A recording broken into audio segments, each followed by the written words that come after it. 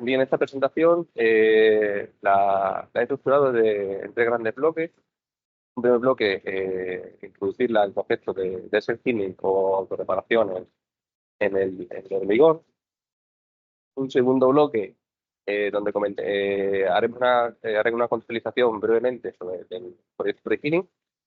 Y finalmente, la fase en la cual se ha dividido este proyecto. Indicar de forma rápida que se han dividido en dos fases. En una primera fase que se basó en el estudio óptimo de mezcla de hormigón, y esta primera fase fue desarrollada en el protocolo de construcción de la Escuela de Caminos, y una segunda fase, una vez obtenida el ecodiseño de la mezcla óptima, se procedió a construir unos prototipos a escala real en el laboratorio de construcción del distrito. Bien, con el fin de indicar el concepto de self-healing e indicar que normalmente las estructuras de hormigón suelen trabajar en condiciones de fisuración. Estas fisuras, debido a condicionantes estructurales y ambientales, provocan una vía de entrada de agentes agresivos. Estos agentes agresivos pueden provocar que reduzcan la vida útil de estas estructuras. El concepto de self-healing no es un concepto nuevo, sino es un concepto inherente de materiales vivos, incluso del hormigón, que se caracteriza por la propiedad de sellar fisuras que se han producido debido a estas causas. Ese sellado se produce por diferentes mecanismos que el propio hormigón, debido a sus propiedades, lo incorpora. Asimismo, nosotros podemos contribuir de una forma más eficiente a que estos mecanismos se aceleren en el tiempo. Existen diferentes tecnologías de self-healing. Entre las más destacadas puede ser la incorporación de adiciones activas para fomentar fenómenos de hidratación secundaria, adiciones cristalinas que contribuyen también a una mayor hidratación de la pasta de cemento, microorganismos basados en la precipitación de carbonato cálcico para ese sellado de fisura, cápsulas que pueden incorporar agentes reparadores, y finalmente áridos porosos que pueden, debido a su gran capacidad de absorción de agua, pueden fomentar fenómenos de curado interno y ayudar a esa fenómeno de séptimo. Bien, en el contexto del proyecto Pre-Healing, indicar que actualmente Galicia produce más de 2 millones de toneladas de residuos de masa forestal.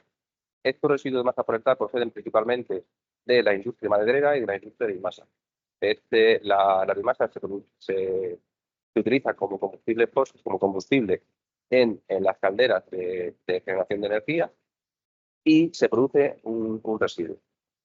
Este residuo, debido a sus propiedades, actualmente se está llevando a vertedero porque supone un problema de contaminación. Desde el grupo GECOM, a través del proyecto Pre-Healing, se aborda la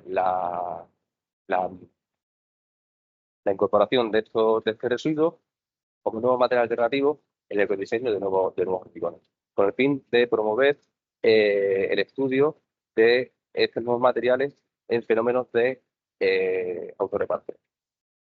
Actualmente, este residuo se incorpora como una adición activa con el fin de promover reacciones secundarias y relaciones en la pasta de cemento. Y además, es posible también incorporar este residuo debido a que principalmente se producen dos tipos de residuos: un residuo fino, como una ceniza de biomasa volante, y un residuo más grueso, como ceniza de fondo. Bien, en la primera fase del proyecto Pre-Healing fue ecodiseñar diferentes mezclas de hormigón con el fin de encontrar la mezcla óptima que cumplía con unos ítems eficientes para ser incorporados y promover este fenómeno de selfie. Para ello, se diseñó un programa experimental donde se estudiaron diferentes mezclas. Estas mezclas se abordaron por dos vías. Una primera vía, la sustitución de la pasta de cemento por biomasa forestal, que a su vez fue comparada con filler calizo. El filler calizo se utiliza comúnmente en los autocompactantes debido a su alta trabajabilidad y la necesidad de un aporte de espinos para evitar la segregación. Por eso se decidió comparar este hormigón convencional con filler calizo con un hormigón autocompactante que sustituye al carbón con biomasa. Asimismo, también se utilizó árido poroso procedente de cenizas de fondo de carbón en sustitución del árido. Las proporciones que se estudiaron fueron procedentes de proyectos previos del grupo FECON, en las cuales se estudiaron estos porcentajes en morteros y hormigones. Bien, para ello se diseñó un extenso programa experimental donde se evaluaron todas las propiedades comúnmente utilizadas en la caracterización de estos materiales. Se procedía a una caracterización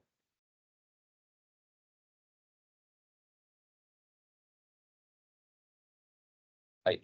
Se procedió a realizar una caracterización física de estado fresco en estado endurecido de las principales propiedades, una caracterización mecánica y una caracterización dural. Estas propiedades son las propiedades comúnmente utilizadas en materiales de construcción y asimismo también se procedió a estudiar las propiedades microestructurales.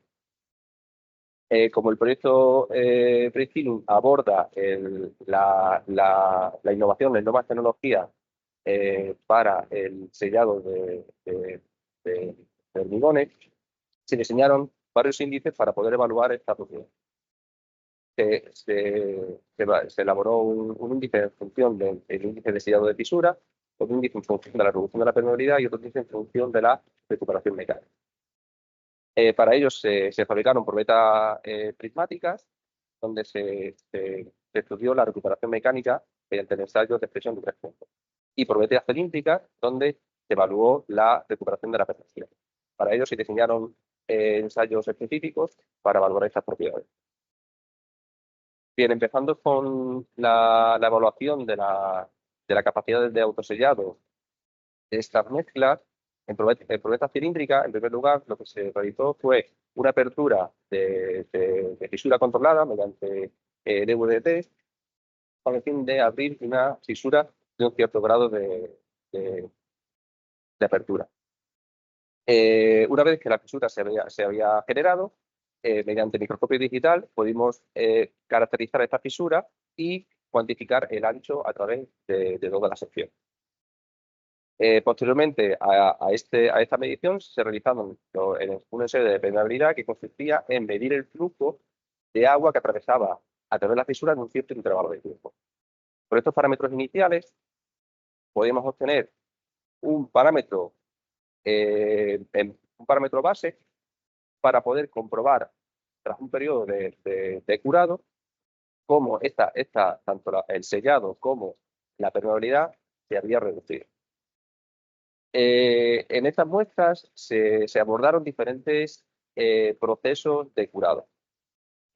Concretamente se abordaron 4, dos de ellos se realizaron con agua normal, tanto en inmersión total como en ciclos de inmersión y secado, y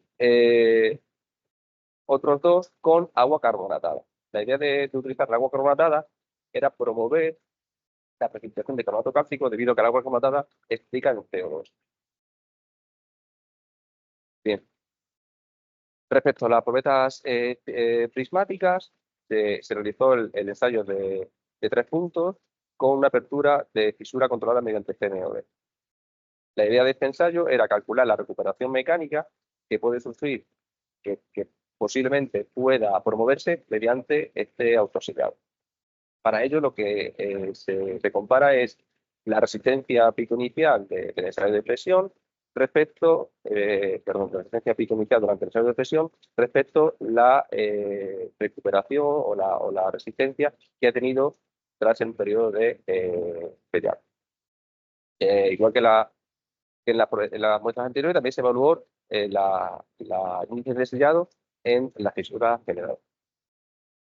En base a estos 3 índices, se pudo obtener una mezcla óptima diseñada que fue comparada con su homóloga, digamos, convencional, que incorporaba un 25% de cristalito y un 15% de metacaolín.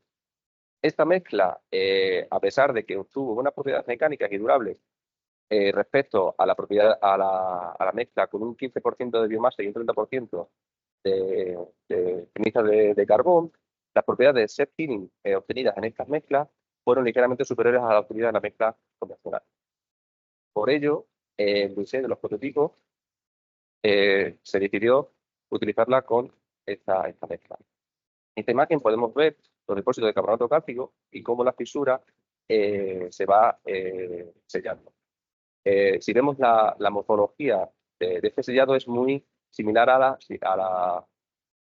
la morfología del hormigón de referencia fabricado con un 100% de cemento y un 100% de arena natural.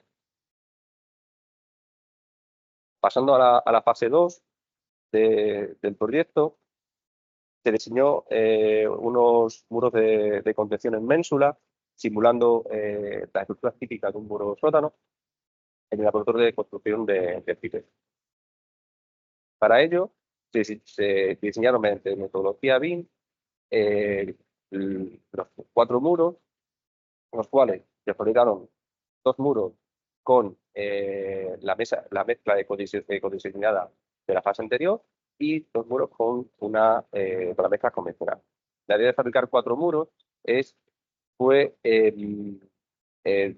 estudiar el proceso de curado que se produce en diferentes áreas, que posteriormente comentaré.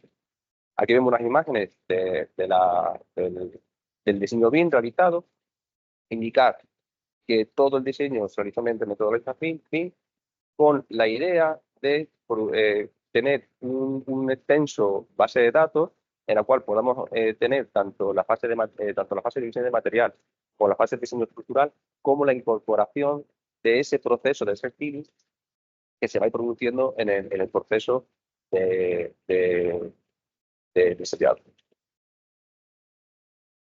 Bien, en las etapas principales del proceso de construcción de los muros, se procedió en primer lugar, a construir las zapatas. Esas zapatas se diseñaron unas armaduras de espera que recibirían a los alzados posteriormente.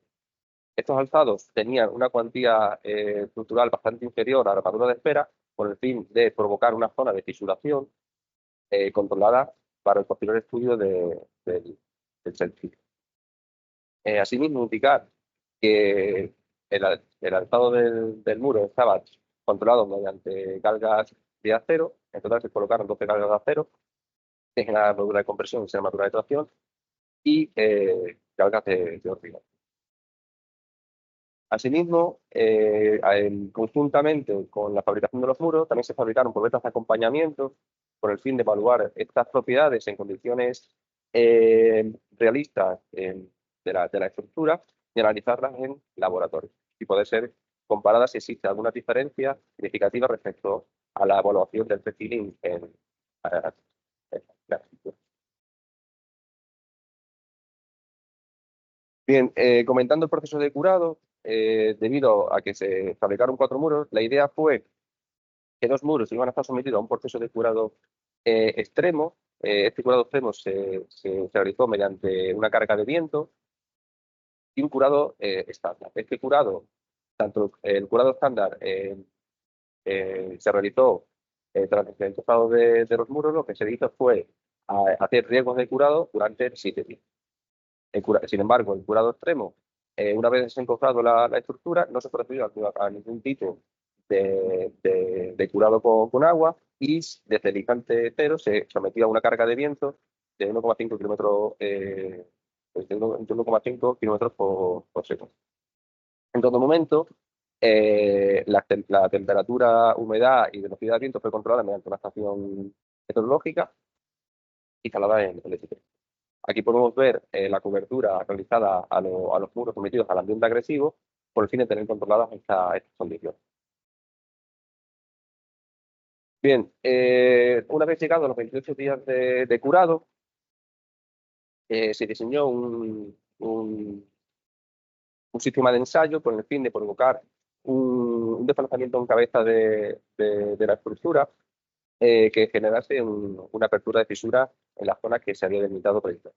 Para ello se utilizó el muro de reacción que hemos podido ver en la diapositiva anterior. Este muro de reacción tiene una capacidad de no tener, debido a su diseño estructural, a no sufrir deformaciones, con lo cual nos daba la oportunidad de realizar el ensayo con esta estructura y permitir que solamente la deformabilidad fuese en la de concepción.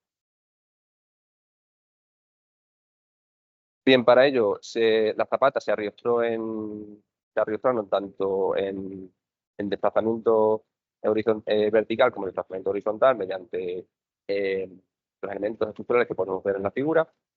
Y tras el muro de reacción se colocó un azorro hidráulico conectado con una barra pasante que actuaba sobre la cabeza durante el ensayo. Se realizó una monitorización bastante completa de todos los posibles movimientos que podía tener la estructura, y para ello se colocaron, además de las 12 galgas que había ya previamente insertadas en la estructura y las 6 galgas de hormigón colocadas en el alzado, se controló el desplazamiento en cabeza del muro mediante dos LVTs. Se midió el desplazamiento de la zapata para evitar posibles inferencias en el desplazamiento del muro mediante dos LVDs.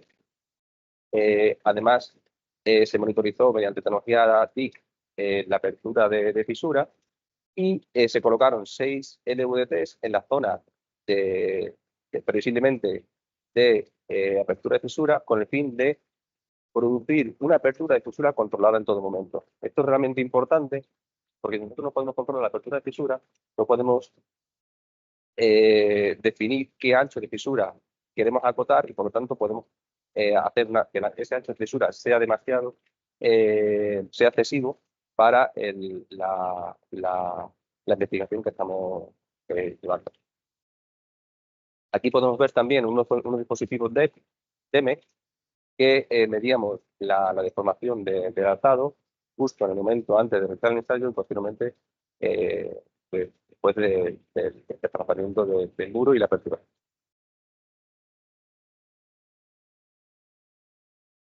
Bien, una vez que se había generado la fisura en la estructura, como podéis ver en esta imagen, la zona previsiblemente donde iba a salir la fisura es esta línea marcada en rojo, y por la que realmente salió fue esta aquí. Se observan diferencias prácticamente sustanciales. Sí es cierto que inicialmente salían fisuras muy pequeñas justo debajo de la armadura de esfera, pero la fisura de mayor entidad, y la que finalmente se caracterizó, fue la que se estaba controlando mediante los dispositivos teóricos. Una vez que se realizó la apertura de fisura, se descargó el muro y se procedió a caracterizar la fisura mediante microscopio digital, mediante ensayo de permeabilidad, mediante ensayos de ultrasonido, y las cargas TEMEC que estaban colocadas en la zona de apertura de fisura se volvieron otra vez a volver a medir para ver las diferencias que se habían producido durante el ensayo. Este procedimiento se fue incorporando al modelo BIM, como he comentado previamente, con el fin de generar un gran modelo que incorporase toda la información, tanto de la fase de diseño como de la fase de exactitud en el proceso.